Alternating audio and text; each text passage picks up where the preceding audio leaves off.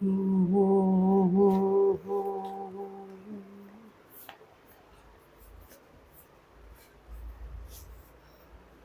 Hello everyone, कैसे हैं आप लोग। तो आई थिंक जो पिछले लेक्चर्स में बात हुई थी वो टॉपिक क्लियर हुआ होगा आप लोगों को। और आज जो टॉपिक है वो क्रिमिनल कॉन्स्पिरेसी एंड हो गई थी, उसकी पनिशमेंट्स बची थी जो मैं डिस्कस नहीं कर पाया था पिछले लेक्चर में। आज मैं वो पनिशमेंट डिस्कस करूंगा और उसके बाद मैं offence related to body, offence against womens and child, जिसमें कि सेक्सुअल ऑफेंसेस भी कवर होंगे, तो मैं उसके साथ आज टॉपिक को कंटिन्यू करूँगा। तो सबसे पहले एक बार मैं आपको क्रिमिनल कॉन्स्पिरेसी को एक बार रिव्यू दे देता हूँ कि मैंने आपको क्या पढ़ाया था पिछले लेक्चर में। नोट्स आपको मैंने दे दिए थे, उसको आप पढ़ते रहिए। और अपने एमसीक्यू जो भी आप देखें, जो भी आप एमसीक्यू की बुक आप प्रेफर कर रहे होंगे, मैं किसी पब्लिकेशन का नाम यहाँ पे नहीं ले रहा, जो भी आपको बेस्ट लगे आप उस पब्लिकेशन की बुक मार्केट से परचेज कर लो और रेगुलर बेसिस पे वो एमसीक्यू आप सॉल्व करते रहो। ठीक है, प्री की तैयारी आपकी 50% से 70% तक उस एमसीक्यू से ही हो जाएगी, क्योंकि एमसीक्यूज आप अगर देखोगे तो वो सर्कुलेट होकर वही बार बार आ जाते हैं। थोड़ा सा लैंग्वेज डिफर होती है, थोड़े से ऑप्शन ए की जगह डी हो जाता है और डी की जगह ए हो जाता है, बाकी सब कुछ वही रहता है। तो जो भी पब्लिकेशन की बुक, आप हिंदी मीडियम के हो तो घटना चक्र देख सकते हो, इंग्लिश मीडियम के हो तो और भी पब्लिकेशन है, सिंगल्स है, सामर्थ अग्रवाल है, बहुत सारे पब्लिकेशन हैं जिसको कि आप प्रेफर कर सकते हो। ये आपकी चॉइस है, आपको जो अच्छा लगे वो करिए। मैं यहाँ पर किसी को स्पॉन्सर नहीं कर रहा, मुझे किसी से कोई मतलब नहीं है। जो भी आपको अच्छी लगे, आपको समझ में आए, वो आप ले लो, और लेकिन रेगुलर बेसिस पे आप अपने एमसीक्यूज को सॉल्व करो। ठीक है, तो चलिए टॉपिक को आगे बढ़ाते हैं। जैसा कि मैंने क्रिमिनल कॉन्स्पिरेसी का टॉपिक आपके साथ कवर किया था, एक बार इसका फ्लैश बैक ले लो। क्रिमिनल कॉन्स्पिरेसी, तो जैसा कि मैंने बताया था कि जब दो या दो से ज़्यादा लोग, टू और more than to persons, agreement करते हैं। एग्रीमेंट कैसा? टू कमिट एन ऑफेंस का, कि उन्हें ऑफेंस कमिट करना है। ठीक है, तो ऐसे एग्रीमेंट को हम डेजिग्नेट कर देते हैं as criminal conspiracy, designated as criminal conspiracy. ठीक है, तो एक सिंपल सी डेफिनेशन ये हो गई। क्रिमिनल कॉन्स्पिरेसी में क्या ज़रूरी नहीं है, मतलब क्रिमिनल कॉन्स्पिरेसी के ऑफेंस को कंप्लीट होने के लिए क्या ज़रूरी नहीं है, व्हाट इज नॉट रिक्वायर्ड।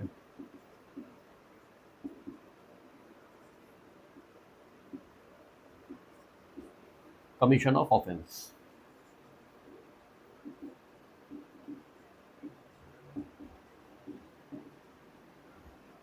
अपराध का घटित होना अनिवार्य नहीं है। अनिवार्यता यहाँ पे क्या है? मात्र एग्रीमेंट, और इस एग्रीमेंट को कोर्ट में प्रूव कर देना। बिना प्रूव करे तो आप किसी को कन्विक्शन की तरफ नहीं ले जा सकते। आपको इन लास्ट प्रूव करना पड़ेगा कि such person is engaged in the criminal conspiracy with such person to commit an offence. और ये जरूरी नहीं है कि ऑफेंस कमिट हो। मैंने ये लिख दिया व्हाट इज नॉट रिक्वायर्ड, पूरा लिख देता हूँ, for the offence of criminal conspiracy.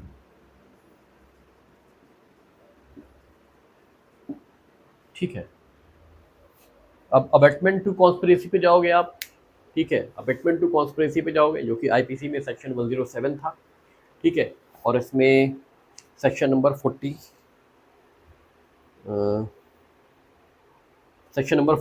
है। पहले 107 था, अब 45 है। अबेटमेंट टू कॉन्स्पिरेसी में क्या है?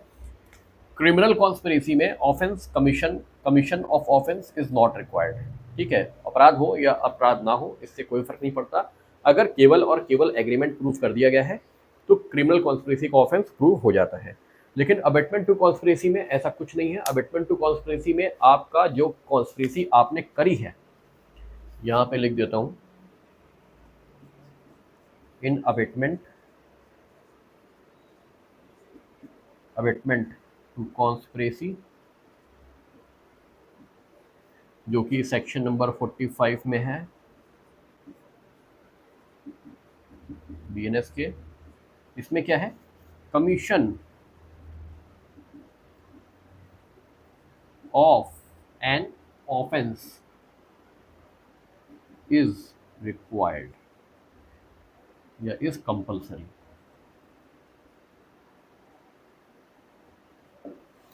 मतलब अबेटमेंट टू कॉन्स्पिरेसी में ऑफेंस का कमिट होना कंपलसरी है, लेकिन सिंपल क्रिमिनल कॉन्स्पिरेसी में ऑफेंस का कमिट होना कंपलसरी नहीं है। ठीक है, बाकी मैंने आपको पढ़ा दिया था, मैं गो थ्रू किया है केवल, आप इसको रीड करिएगा दोबारा, कोई प्रॉब्लम हो तो आप पूछ सकते हैं। नाउ अब मैं आता हूँ आपके पनिशमेंट पे, कि पनिशमेंट क्या हो सकती है क्रिमिनल कॉन्स्पिरेसी से रिलेटेड।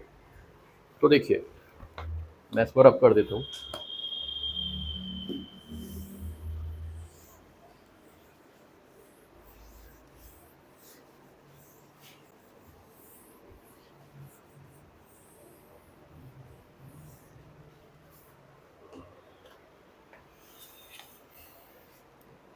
पनिशमेंट पे आता हूँ।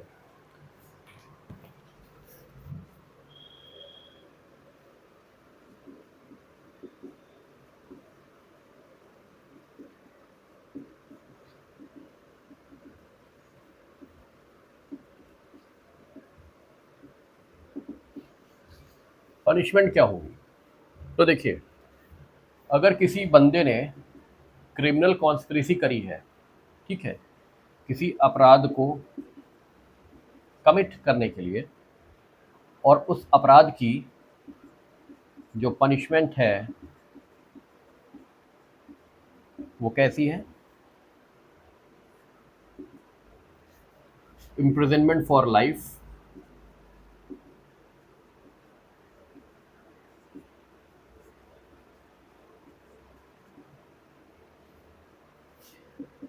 Second imprisonment,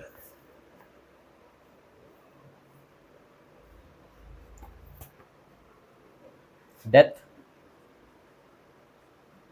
and third is rigorous imprisonment.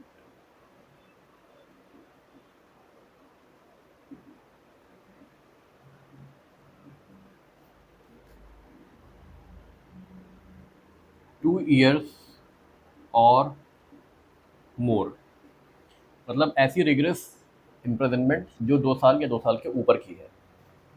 तो अगर किसी व्यक्ति ने क्रिमिनल कॉन्स्पिरेसी का ऑफेंस, क्रिमिनल कॉन्स्पिरेसी करी है किसी ऑफेंस के लिए, ठीक है, और उस ऑफेंस की पनिशमेंट क्या है, उस ऑफेंस की पनिशमेंट ये है, first, that is second and that is third.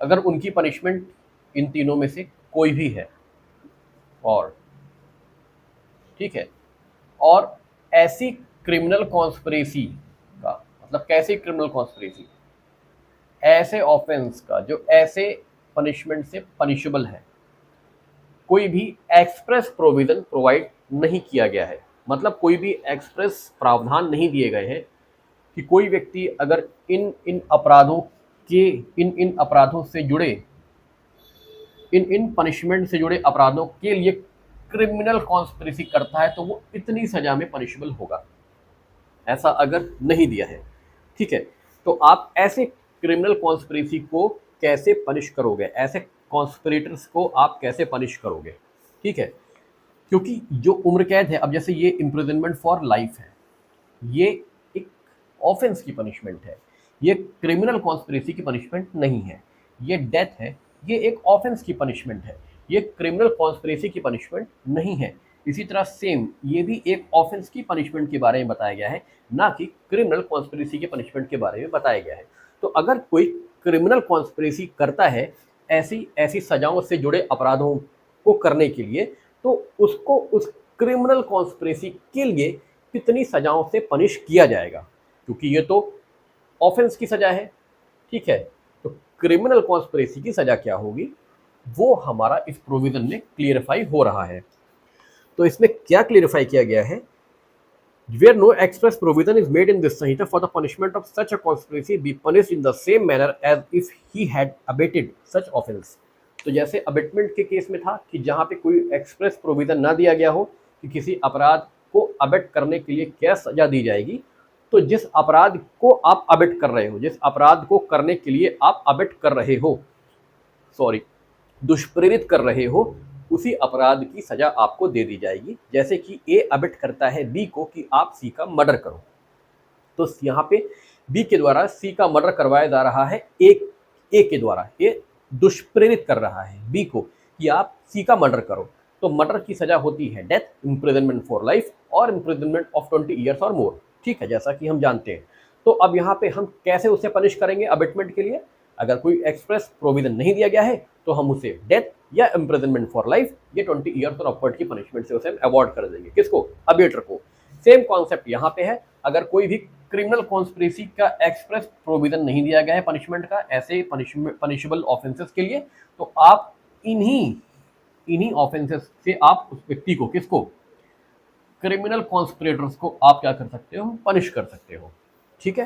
पहली चीज तो ये। अब नीचे पे आते हैं, क्या बोलता है, other than a criminal conspiracy, other than मतलब इससे other than a criminal conspiracy to commit an offence punishable as aforesaid. मतलब अब कोई अगर क्रिमिनल कॉन्स्पिरेसी करता है, लेकिन जिस अपराधों के लिए वो ऐसी क्रिमिनल कॉन्स्पिरेसी कर रहा है, जिन अपराधों को करने या करवाने के लिए ऐसी क्रिमिनल कॉन्स्पिरेसी कर रहा है, उनकी सजा इनमें से कोई भी ना हो, तो फिर कैसे पनिश करोगे भाई।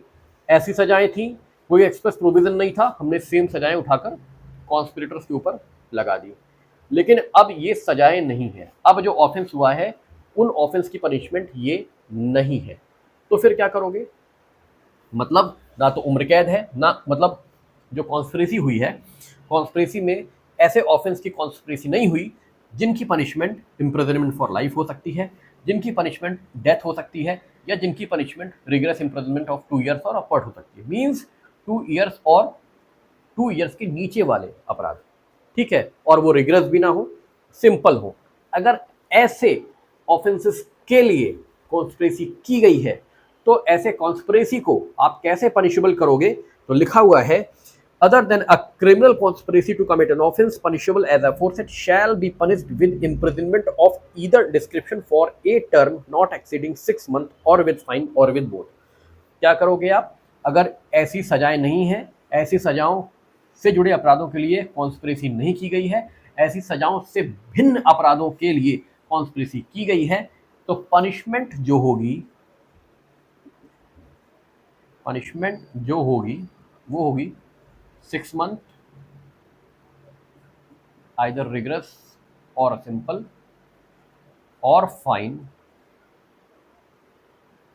और बोथ, तो ये सजा हो जाएगी। अगर ऑफेंस इन सजाओं से पनिशेबल नहीं है, इन सजाओं से भिन्न सजाओं के साथ पनिशेबल है, तो ये सजा दे दी जाएगी, ठीक है। Is that clear. चलिए अब आते हैं अटेम्प्ट पे, जो कि सेक्शन नंबर मेरा 62 है। इसको क्लियरिफाई कर देता हूँ। उम्मीद है कि ये आपको पनिशमेंट समझ में आ गई होगी। अगर नहीं आती है कुछ भी चीज़ें तो आप मुझसे दोबारा पूछ सकते हैं।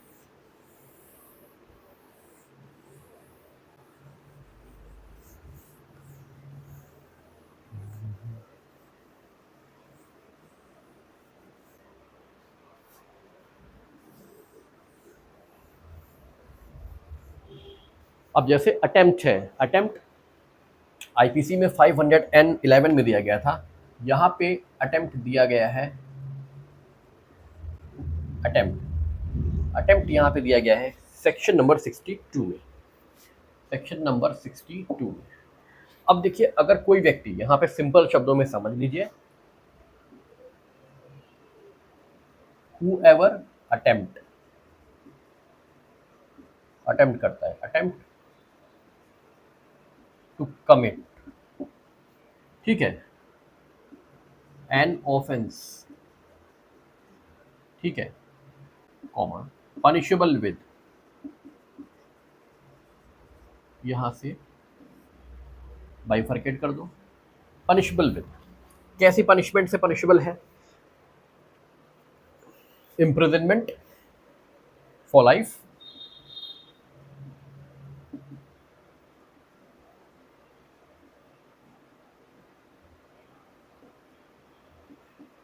or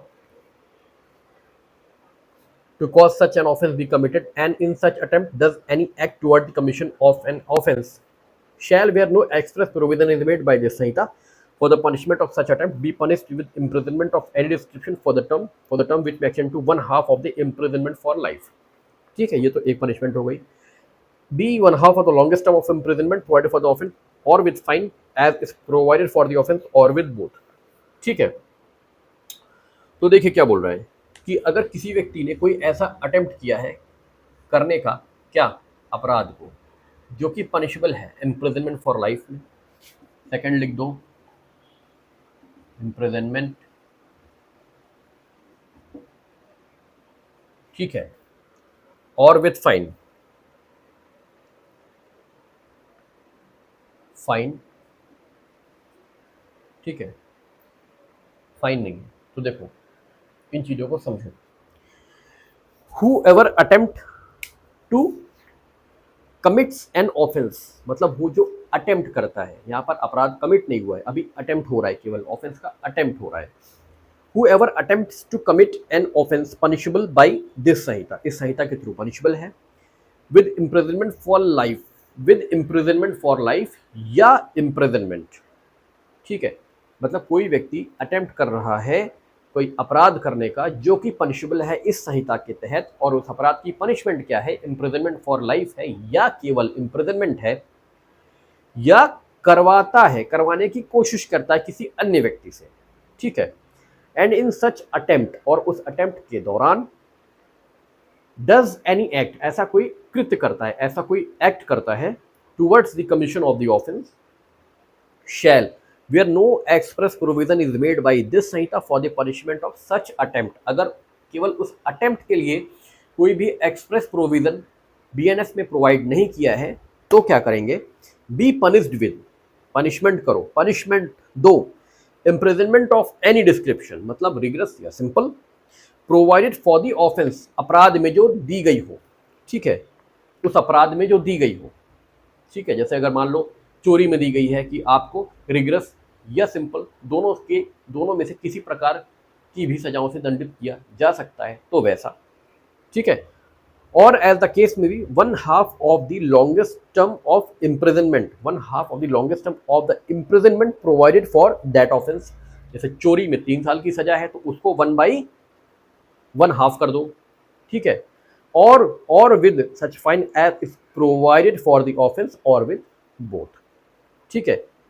तो आप कैसे दोगे 1/2 ऑफ द लॉन्गेस्ट टर्म, तो यहाँ इम्प्रिजनमेंट फॉर लाइफ में बता दिया गया है कि इम्प्रिजनमेंट फॉर लाइफ का भी क्या कर दोगे 1/2, और इम्प्रिजनमेंट का भी कर दोगे 1/2, और विद फाइन और विद बोथ, ठीक है।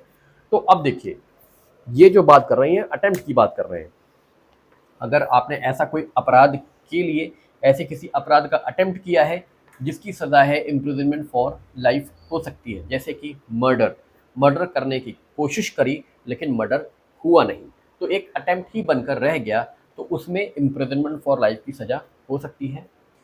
अगर कोई ऐसा अपराध किया है जिसमें इम्प्रिजनमेंट फॉर लाइफ नहीं, केवल इम्प्रिजनमेंट है, अपराध करने की कोशिश की गई लेकिन केवल अटेम्प्ट ही हो पाया, अपराध नहीं हो पाया, तो 1/2, इसका भी 1/2 था, या फाइन या दोनों, मतलब या तो केवल फाइन से कर सकते हो या इन दोनों से कर सकते हो, इन दोनों से, ठीक है। क्योंकि इम्प्रिजनमेंट फॉर लाइफ के मैक्सिमम केसेस में फाइन तो ऑलरेडी देनी ही होती है, कंपलसरी होती है, मैंडेटरी होती है, लेकिन केवल इम्प्रिजनमेंट के केसेस में कहीं कहीं होता है विद और विदाउट फाइन, इसलिए यहाँ पे प्रोविजंस भी ऐसे बता दिए गए हैं कि जहाँ पर इम्प्रिजनमेंट केवल इम्प्रिजनमेंट से पनिशमेंट है, तो ऐसे अटेम्प्ट की 1/2, अगर एक्सप्रेस प्रोविजन नहीं दिया है ऐसे अटेम्प्ट का, और फाइन और both means imprisonment plus fine, ये भी सजा दी जा सकती है। ठीक है। तो अब देखिए यहाँ पे इम्प्रिजनमेंट फॉर लाइफ का 1/2 आप कैसे करोगे। Imprisonment for life means imprisonment for life means up to the reminders of that accused, जब तक जिंदा है तब तक जेल में रहेगा। तो इसका 1/2 कैसे होगा। तो इसका 1/2 अगर आपको करना है तो आपको आना पड़ेगा सेक्शन नंबर 6 ऑफ बीएनएस के। सेक्शन नंबर 6 ऑफ बीएनएस में साफ साफ प्रोवाइड कर दिया है कि इन calculating fraction of terms of punishment imprisonment for life shall be reckoned as equivalent to imprisonment for 20 years unless otherwise provided। ठीक है। अब सपोज करो कि आपने किसी का मर्डर करने का अटेम्प्ट किया। ठीक है। सपोज करो ये ए है, ए ने बी का क्या मर्डर करने की कोशिश करी, लेकिन ये मात्र एक अटेम्प्ट बनकर रह गया, मर्डर हो नहीं पाया। ठीक है। तो अब पनिशमेंट बैठती है ये। अब देखिए अटेम्प्ट टू मर्डर की पनिशमेंट तो स्पेसिफिक प्रोवाइड है, इस एग्जांपल को आप मत लो। अटेम्प्ट टू मर्डर की तो पनिशमेंट प्रोवाइड है। अगर अटेम्प्ट टू रॉबरी ऐसा कुछ है क्या, नहीं है। मान लो आप for example attempt to robbery suppose करिए, क्योंकि इसमें बोला जिसकी ना दी गई हो वहां पर यह अप्लाई होगा। जिसकी स्पेसिफिक प्रोविजंस दे दी गई हैं कि ऐसा ऑफेंस करने पे, ऐसे ऑफेंस के अटेम्प्ट करने पे इतनी पनिशमेंट, तो आप वहीं पर स्टिक हो जाओगे और उसी पनिशमेंट को आप फॉलो करोगे। लेकिन उस ऑफेंस के अटेम्प्ट के लिए जिसकी कोई स्पेसिफिक प्रोविजन नहीं दिया गया है वहां पर ये अप्लाई होगा। ठीक है। तो आप फॉर एग्जाम्पल ए बी के यहाँ रॉबरी करने की कोशिश करता है, लेकिन क्या हो जाता है, फेल हो जाता है, रॉबरी कमिट नहीं हो पाती है, मात्र ये क्या बन के रह जाता है, अटेम्प्ट टू कमिट रॉबरी। तो उस केस में अब आप करोगे 1/2 ऑफ इम्प्रिजनमेंट फॉर लाइफ। अगर ऐसी पनिशमेंट उसमें दी गई है तो 1/2 कैसे करोगे, क्योंकि उम्र कैद तो मतलब उम्र कैद होती है। ठीक है। तो सेक्शन नंबर 6 में हमारा दिया गया है कि हम उम्र कैद को for the purpose of calculation for the purpose of calculation for the purpose of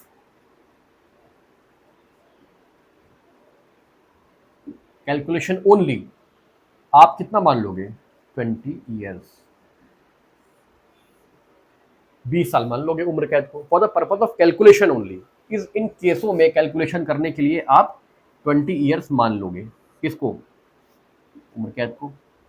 अब 1/2 दिया गया है तो 20 इंटू 1/2 इक्वल टू 10 ईयर्स। तो यहाँ पर आप 10 ईयर्स उसको पनिश कर दोगे, 10 ईयर्स से ए को आप 10 ईयर्स की पनिशमेंट प्रोवाइड कर दोगे। ठीक है। अब इम्प्रिजनमेंट के केस में भी ऐसा ही है, सेम हो जाएगा। जिस जिस अटेम्प्ट की एक्सप्रेस प्रोविजन नहीं दिया गया, जिस ऑफेंस के अटेम्प्ट का एक्सप्रेस प्रोविजन नहीं दिया गया कि उसको कितने से पनिशमेंट करेंगे, तो आप सेम प्रोसीजर अपना लोगे। ठीक है।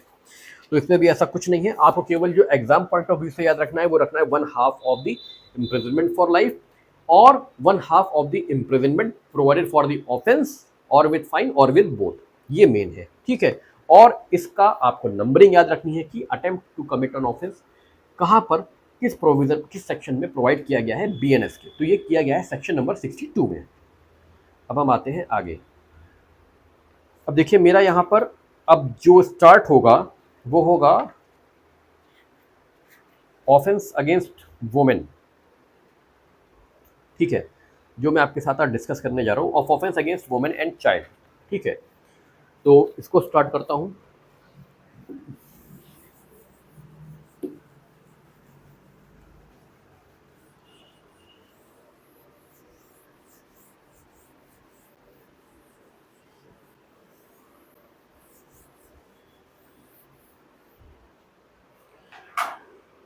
देखिए offence against women and child,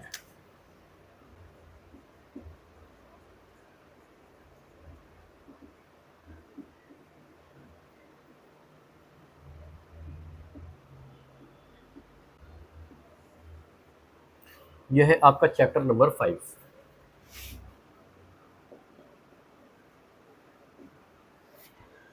देखिए इसमें जो सेक्सुअल ऑफेंसेस पे पहले हम डिस्कस करेंगे।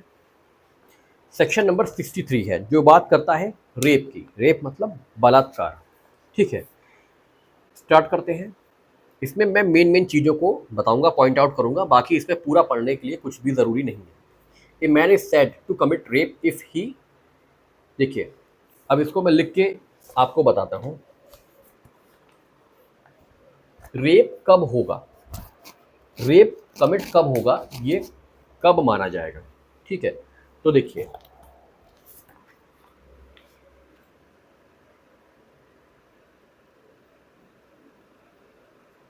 रेप, ठीक है,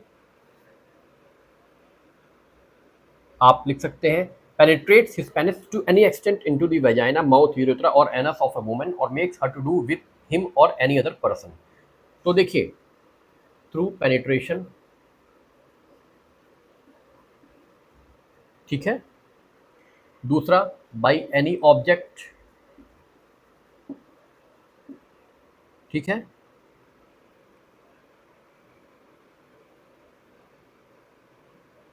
मैनिपुलेशन, मैनिपुलेशन मतलब तोड़ मरोड़, हाथ पांव तोड़ देना पहले, उसके बाद रेप कमिट करना, ठीक है। और ये जो चीज़ है ये या तो वो खुद कर रहा है या करवा रहा है, अगर वो करवा भी रहा है तो भी वो रेपिस्ट कहलाएगा, ठीक है। अभी मैं इसको रीड भी कर दूंगा एक बार। मैनिपुलेशन में मेन पॉइंट्स को कर रहा हूँ। Manipulation any part of the body of a women, आप मेन, ठीक है।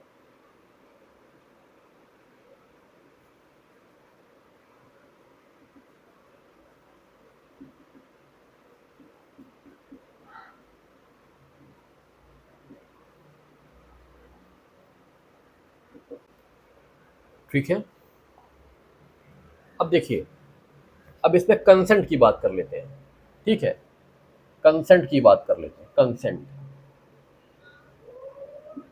ये इतना बड़ा टॉपिक है नहीं, एक बार बस गो थ्रू कर ले रहा हूँ। कंसेंट बेसिकली किसी भी इंस्टीट्यूट में ये पढ़ाया नहीं जाता, इसको अपने आप पढ़ने के लिए छोड़ दिया जाता है कि इसको आप अपने आप पढ़ लेना, जो भी दिक्कत हो पूछ लेना, लेकिन मैं इसको एक बार ओवर थ्रू कर दे रहा हूँ, ठीक है। कंसेंट मीन्स हमेशा होनी चाहिए फ्री कंसेंट। फ्री कंसेंट कब नहीं होगी, ठीक है, जब अगेंस्ट विल हो, अगेंस्ट विल हो, ठीक है, विदाउट कंसेंट हो,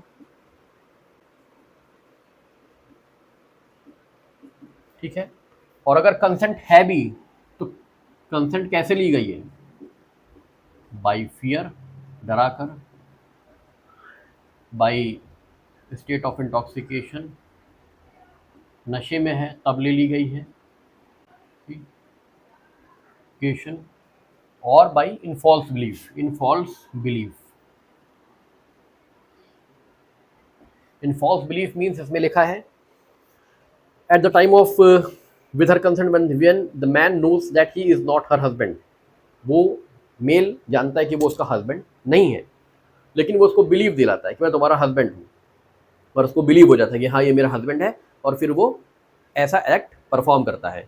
टू हुम ही और she believe him to be lawful married, जबकि वो लॉफुल मैरिड नहीं है, लेकिन उसको ऐसा विश्वास दिलाता है कि मैं, मेरी और तुम्हारी शादी हो चुकी है, हम लोग एक लीगल वेडेड पर्सन है और हम ऐसा कर सकते हैं, और उसने ऐसा किया तो भी वो रेप की श्रेणी में आता है। अब देखिए इसमें जो क्लॉज नंबर पॉइंट नंबर 6 है 63 का, जो 6 पॉइंट है वो कहता है कि विद और विदाउट हर कंसेंट, कंसेंट या कंसेंट के बिना भी रेप माना जाएगा। कब, जब उस फीमेल की एज 18 ईयर्स से कम हो, ठीक है। 18 साल से एज कम है, 18 ईयर से एज कम है, और उसके विद और विदाउट कंसेंट ऐसा हुआ है, ठीक है। लास्ट क्या है, when she is unable to communicate, वो कम्युनिकेट नहीं कर सकती, ठीक है। तो ये टॉपिक बहुत ऐसा नहीं है कि आप नहीं समझ सकते, इसको रीड कर लीजिएगा एक बार, जो दिक्कत हो आप मुझसे पूछ लीजिएगा। अब देखिए एक्सप्लेनेशन 2 पे आते हैं। Consent means an unequivocal voluntary agreement, consent means स्पष्ट रूप से, अनइक्विवोकल मीन्स स्पष्ट रूप से कंसेंट होनी चाहिए वॉलेंटरली, स्वेच्छा से, ठीक है। When the woman by word, gesture or any form of verbal or non-verbal communication communicates willing to participate in the specific sexual acts, ठीक है। अब इसमें बोला गया है कि provided that the woman who does not physically resist to the act of penetration shall not by reason only of that fact be regarded as consenting to sexual activity। मतलब अगर वो रेजिस्ट नहीं कर पा रही है किसी कारण से, वो अपना बचाव नहीं कर पा रही है, तो ऐसा नहीं माना जाएगा कि उसने कंसेंट दे दी है। ठीक है। अब मेडिकल प्रोसीजर इंटरवेंशन रेप की श्रेणी में नहीं आता है, और अगर किसी व्यक्ति ने अपनी वाइफ के साथ जिसकी उम्र 18 से कम ना हो ऐसा एक्ट करता है तो वो रेप की श्रेणी में नहीं आता है। ठीक है। अब हम आते हैं सेक्शन नंबर 64 पे। हुएवर जो भी सबसेक्शन 2 में दिए हुए से भिन्न रेप का एक्ट करता है, ठीक है, whoever except in the cases provided for in subsection 2 commits rape shall be punished with rigorous imprisonment of either description for a term which shall not be less than 10 years but which may extend to imprisonment for life and shall also liable to be fined।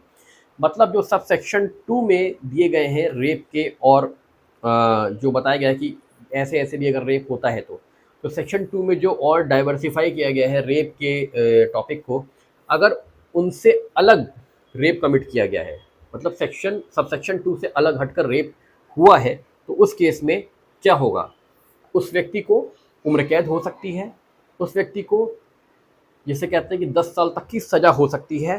ठीक है, 10 साल से कम की नहीं होगी, उम्र कैद हो सकती है, जुर्माना होगा ही होगा। ठीक है। अब आते हैं सेक्शन 64 सब सेक्शन 2 पे। Whoever being a police officer, अगर कोई पुलिस ऑफिसर है और वो रेप कमिट करता है within the limit of police station to which such police officer is appointed, उस पुलिस स्टेशन की क्षेत्र सीमा के अंतर्गत जहां पर वो अपॉइंटेड है, या उस स्टेशन की प्रेमिसेस के अंदर। ठीक है, मतलब समझ रहे हो ना, मतलब एक थाना है, एक थाने के अपनी क्षेत्राधिकार होता है, जैसे झूसी थाना है, झूसी थाना है। ठीक है, आपके यहाँ भी जो भी थाना आपको याद हो, तो उस थाने का एक क्षेत्राधिकार होता है, उसके अंदर जो भी अपराध घटित होते हैं वो थाना उसको कवर करता है। ठीक है, तो ऐसी जगहों पर थाना in charge, officer in charge of police station या पुलिस ऑफिसर जो भी है, वो उस जुरिस्डिक्शन के अंदर कोई ऐसा रेप का कमीशन करता है या थाने की सीमा के अंदर ऐसा कोई ऑफेंस करता है, in the premises of any station और on a women in such police officer custody, अगर कोई वुमेन उस पुलिस ऑफिसर्स की कस्टडी में है, और in the custody of police officer subordinate to such police officer, उस पुलिस ऑफिसर या उस पुलिस ऑफिसर के किसी सबऑर्डिनेट की कस्टडी में है और रेप कमिट होता है। Being a public servant commits rape on a woman in such public servant's custody और in the custody of public servant subordinate, same चीज बताया ऊपर वाला। Member of arm force deployed in any area by the central government, central government ने किसी central force को कहीं deploy किया है किसी काम के लिए, मान लो कहीं दंगा हो रहा है, कहीं फसाद हो रहा है, वहाँ पे डिप्लॉय कर दिया 1000 सैनिकों को कि आप जाओ वहाँ पर कंडीशन को संभालो, और उन्हीं आर्म फोर्स के किसी भी जवान ने ऐसा ऑफेंस कमिट कर दिया है। ठीक है, या स्टेट गवर्नमेंट ने कहीं डिप्लॉय किया है, उसके जवान ने ऐसा कर दिया है। बीइंग ऑन द मैनेजमेंट और on the staff of a jail, management है या स्टाफ है किसके, जेल के मैनेजमेंट या स्टाफ ने ऐसा किया है। रिमांड होम में, अदर प्लेस में, custody established by or under any law for the time in force of a women or children institution, बाल सुधार गृह में ऐसा कोई हो गया है। Commits rape on any inmate of such jail, अपने जो साथी है, जो आपके साथ जेल में बंदी है, उसके साथ आपने ये रेप कमिट कर दिया है।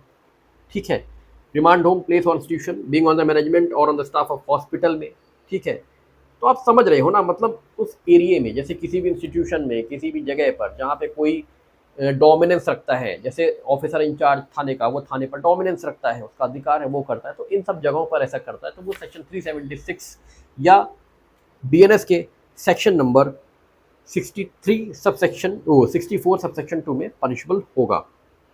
अब इसमें क्या पनिशमेंट है, इसको आप पढ़ लीजिएगा, पनिशमेंट देख लीजिए। Punished with rigorous imprisonment for a term which shall not be less than 10 years, same है पीछे वाला, but which may extend to imprisonment for life, which shall mean imprisonment for the remainder of that person natural life and shall also liable to be fine. Punishment में केवल इतना difference है कि simple rape के case में 10 साल से कम की सजा नहीं होगी, जो कि उम्र कैद तक हो सकती है और जुर्माना होगा।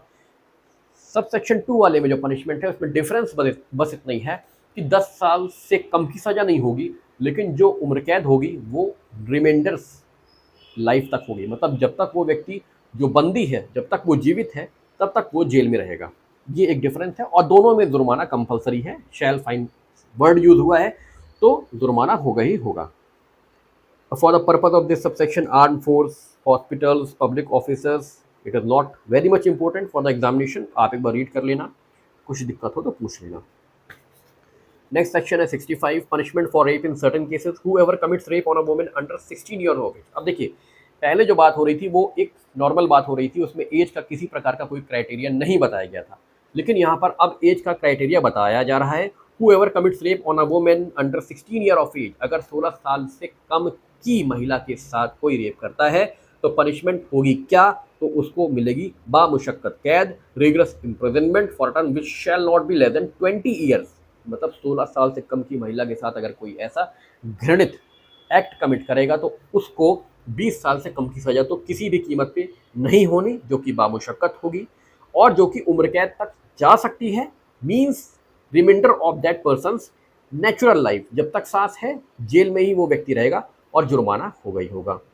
प्रोविजो क्या किया गया है, प्रोविजो कहता है such fine shall be just and reasonable, ऐसा फाइन का अमाउंट हो जो कि उसके मेडिकल एक्सपेंसेस को इनकर कर सके, उसके मेडिकल एक्सपेंसेस निकल जाएं, इतना अमाउंट का फाइन तो होना ही चाहिए। Provided further that any fine impose under this section shall be paid to victim, जो भी फाइन इस सेक्शन के थ्रू दिया जाएगा, कोर्ट लगाएगी, वो डायरेक्ट विक्टिम को प्रोवाइड किया जाएगा। अब whoever commits rape on a woman under 12 year of age, ऊपर 16 ईयर था, नीचे 12 ईयर आ गया। 12 साल से कम की उम्र की कोई किसी भी लड़की महिला के साथ कोई भी व्यक्ति अगर ऐसा घृणित अपराध करता है तो 20 साल से कम की सजा नहीं होगी, जो कि उम्र कैद तक हो सकती है, जो कि उम्र कैद मीन्स उसकी नेचुरल लाइफ तक, एंड विद फाइन और विद डेथ। अब देखिए यहाँ पे डिफरेंस आ गया, 16 साल से कम की महिला के साथ अगर कोई ऑफेंस करता है, मतलब एज क्या है, 16 साल से कम की उम्र है, तो उस केस में सजा कितनी हो सकती है, 20 साल से कम की नहीं होगी, रिग्रेस होगी, उम्र कैद तक हो सकती है और फाइन तो होगा ही होगा। अगर यहीं पे 12 ईयर्स आ जाता है, 12 साल से कम की महिला के साथ कोई ऐसा करता है, बच्ची के साथ करता है, उस केस में 20 साल से कम की तो नहीं होगी, उम्र कैद तक हो सकती है, उम्र कैद अप टू नेचुरल लाइफ, मतलब रिमाइंडर्स लाइफ, जब तक जीवित रहेगा तब तक वो कैदी रहेगा। एक पनिशमेंट ऐड हो गई है, वो हो गई है डेथ की, कि इसमें डेथ भी पनिश, अगर 12 साल से कम की बच्ची के साथ कोई ऐसा करता है, 12 साल से कम की बच्ची ही होती है, महिला नहीं होती, क्योंकि ये एक लीगल एज ऑफ मैरिज भी नहीं है कि 12 साल में किसी बच्ची की शादी कर दी जाए। तो अगर 12 साल से कम की बच्ची के साथ कोई ऐसा अपराध करता है तो उसको डेथ की पनिशमेंट, इम्प्रिजनमेंट फॉर, या तो डेथ की पनिशमेंट या इम्प्रिजनमेंट फॉर लाइफ की पनिशमेंट, या इम्प्रिजनमेंट जो कि 20 साल से कम की नहीं होगी, वो बामुशक्कत होगी और जुर्माना तो सबके साथ होगा। तो ये डिफरेंस है। Provided that such fine, same word बोला गया है, सेम सेंटेंस है, जो बोला गया था कि फाइन जो हो वो उसके मेडिकल एक्सपेंस को बियर कर सके, इतना होना चाहिए, और जो भी अमाउंट का फाइन होगा वो डायरेक्ट विक्टिम को ही दिया जाएगा। अब 66 में पनिशमेंट फॉर कॉजिंग डेथ और resulting in persistent vegetative state of victim, मतलब रेप करने के दौरान, रेप करके क्या करना, उस जो प्रोसिक्यूट्रिक्स जो कि रेप विक्टिम है उसकी डेथ कॉज कर देना, या उसको इस स्थिति में छोड़ देना कि वो अब अपनी लाइफ में कुछ भी करने लायक ना बचे। ठीक है, बहुत ही गंभीर तरीके से रेप कमिट करना और इतनी गंभीरता से उसको ऐसे ऐसे चोट पहुंचाना, घाव पहुंचाना, जिससे कि वो अब लाइफ टाइम में किसी लायक नहीं बचेगी। हो सकता है वो कोमा में चली जाए, हो सकता है कि वो मर जाए, हो सकता है कि वो विकलांग हो जाए, पैरालिसिस हो जाए, ऐसी स्टेट में लाना, क्या रेप कमिट करते हुए। पढ़ लीजिए एक बार। Whoever commits an offence punishable under subsection 1 or subsection 2 of section 64 and in the course of such commission inflicts an injury, ऐसे किसी प्रकार की इंजरी करता है, घाव करता है, which causes the death of the woman, woman की डेथ हो जाती है, और causes the woman to be in a persistent vegetative state, मतलब उसको एक ऐसी स्थिति में ला खड़ा करता है कि वो अब किसी योग्य नहीं बची, ना वो अपने पाँव पे खड़ी हो सकती है, ना वो अपने माइंड से सोच सकती है, वो एक ऐसी अवस्था में है कि वो अब कुछ नहीं कर सकती। ठीक है, वो कोमा में चली गई है। shall be punished with rigorous imprisonment for a term which shall not be less than 20 years but which may extend to imprisonment for life, which shall mean imprisonment for the remainder of that person natural life or with death। Same punishment है जो 12 साल की बच्ची के साथ करने पे दी जाती है, वही इसमें भी दी जाएगी। ठीक है, तो इसमें सिंपल सा है कि रेप जो आप सेक्शन 64 सबसेक्शन 1 सबसेक्शन 2 में जो आपने रेप के जो पढ़े हैं कंटेंट्स, इंग्रेडिएंट्स, ऐसा ही ऑफेंस अगर होता है और इस ऑफेंस के दौरान, इस रेप करने के दौरान किसी जो विक्टिम है उसको इस स्टेट में लाना कि उसकी डेथ हो जाए, या उसको इतना घायल कर देना कि वो कोमा में चली जाए, वो पैरालिसिस हो जाए, वो किसी लायक ना बचे, वो देख नहीं सकती, वो सुन नहीं सकती, या उसका पेट फाड़ दिया गया है, ऐसा कुछ कर दिया गया है जिससे कि वो पूरी तरीके से अब लाइफ में कुछ ना कर पाए, अगर ऐसा कुछ किया गया है रेप करते टाइम पे, तो उसकी सज़ा हो सकती है 20 साल से कम की नहीं होगी, उम्र कैद हो सकती है जो कि लाइफ टाइम के लिए हो सकती है, मतलब वो जब तक जिंदा रहेगा जेल में रहेगा, या उसको डेथ की सज़ा दी जा सकती है, ठीक है। और जुर्माना तो सब में होगा ही होगा, ठीक है। Sexual intercourse bye husband upon his wife during separation, अगर आप दोनों में जुडिशियल सेपरेशन हो रखा है बाय कोर्ट के द्वारा या कैसे भी, आप दोनों अलग अलग रह रहे हैं, चाहे आप नीचे रह रहे हैं, आपकी वाइफ सेकंड फर्स्ट फ्लोर पे रह रही है, फर्क नहीं पड़ता, अभी आप सेपरेट हैं, आप साथ में नहीं रह रहे हैं, उसके बावजूद भी अगर उस मैन ने, उस व्यक्ति ने क्या करा है, सेक्सुअल इंटरकोर्स किया है without the consent of such women, भले उसकी वो वाइफ है, अभी डिवोर्स नहीं हुआ है, मात्र जुडिशियल सेपरेशन है, there is a vast difference between the judicial separation and divorce proceedings. तो अगर जुडिशियल सेपरेशन ही हुआ है और आप अलग अलग रह रहे हैं, और उस व्यक्ति ने उस महिला की इजाज़त के बिना, उसके कंसेंट के बिना उसके साथ ऐसा सेक्सुअल एक्ट कमिट किया है, तो भी वो क्या कहलाएगा, एक ऑफेंस की श्रेणी में आ जाएगा, भले ही वो उसकी वाइफ है, लेकिन अभी जुडिशियल सेपरेशन है या सेपरेशन किसी टाइप का भी है, अब आप एक दूसरे से बात नहीं करते, आप एक साथ रहते नहीं हो, आप एक छत के नीचे नहीं रह रहे हो, आप ऊपर रह रहे हो, वो नीचे रह रही हैं, तो इसको भी एक बार पढ़ लो। Whoever has sexual intercourse with his own wife who is living separately, whether under a decree of separation or otherwise, without her consent, shall be punished with imprisonment of either description for a term which shall not be less than 2 years, but which may extend to 7 years, and shall also liable to be fined। मतलब 2 साल से 7 साल तक की सजा हो सकती है, जो कि सिंपल या रिगरस दोनों में से कोई भी हो सकती है, और जुर्माना भी आपको होगा ही होगा, ठीक है। देखो ये सब सेक्शन ना मुझे पढ़ाना नहीं चाहिए आप लोगों को, लेकिन मैं तभी पढ़ा दे रहा हूँ, एक बार रीड कर लो इसे, केवल कुछ नहीं होता।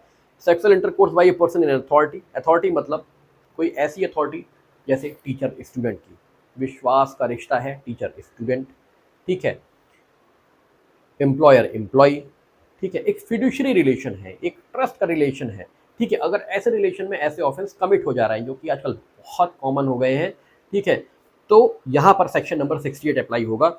In a person in a position of authority or a fiduciary relationship or a public servant, superintendent or a manager of a jail, remand home or other place of custody established by or under any law for the time in force for a woman or children institution on the management of a hospital or being on the hospital staff of the hospital, abuses such position or fiduciary relationship to induce or seduce any woman either in his custody or under his charge or present in the premises to have, मतलब कोई भी women जो उसकी custody में है या वो उसका चार्ज लिया है, वो हेड है उसका, वो उसको काम सौंपता है, वो वुमन उसके चार्ज में है, या वो वुमन प्रेजेंट है प्रेमिसेस में और उसने सेक्सुअल इंटरकोर्स किया है with him, such sexual intercourse not amounting to the offence of rape shall be punished with rigorous imprisonment for a term either description for a term which shall not be less than 5 years but which may extend to 10 years and shall also liable to be fined। अब देखिए section 64 sub section 2 में जो word हुआ था use, वो हुआ था rape का, आप देख लीजिए वो रेप हुआ था, और यहाँ पे जो वर्ड हो रहा है वो हो रहा है सेक्सुअल इंटरकोर्स, और साफ साफ बोल दिया गया है इसमें, जैसे कि क्या है, आपने कभी भी, आप आजकल देखते होंगे कि मैं तुम्हारा प्रमोशन करा दूंगा, तुम्हें मेरे साथ ऐसे रिलेशन बनाने हैं, मैं तुम्हारी नौकरी लगवा दूंगा, ऐसे रिलेशन बनाने हैं, मैं तुम्हें बेल आउट कर दूंगा, जमानत पे छोड़ दूंगा, ऐसे रिलेशन बनाने हैं, और अपनी अथॉरिटी का एब्यूज़ करता है और ऐसे ऑफेंस को कमिट करता है। तो देखिए अब यहाँ पे क्या है, abuses such position or fiduciary relationship to induce or seduce any woman, induce और seduce वर्ड का यूज हुआ है, any woman either in his custody or under charge or present in the premises to have sexual intercourse with him, such a sexual intercourse not amounting to the offense of rape, वो rape की श्रेणी में नहीं आएगा, shall be punished with imprisonment of either description, जो कि 5 साल से कम की नहीं होगी, 10 साल तक की हो सकती है, और जुर्माना कंपलसरी है। Sexual intercourse shall mean any of the act mentioned in clause A to D of section 63, section 63 में जो दिया गया है ए से लेके क्लॉज डी तक, ठीक है, उसमें आप सेक्सुअल इंटरकोर्स को समझेंगे, section 63 A to D, A B C D, इस तरीके से अगर कोई करता है तो वो इसमें कवर होगा, ठीक है। अब देखिए फॉर द एक्सप्लेनेशन 2 में, for the purpose of this section explanation 1 to section 63 shall also be applicable, explanation 1 भी इसमें एप्लीकेबल हो जाएगा, वो पढ़ लेना आप अपने से।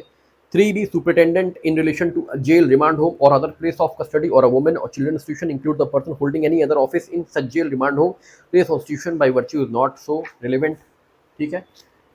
The expression hospital, women, children institution shall respectively have the same meaning in clause B to D, आप रीड कर लीजिएगा, it's not relevant. sexual intercourse by employing deceitful means etc.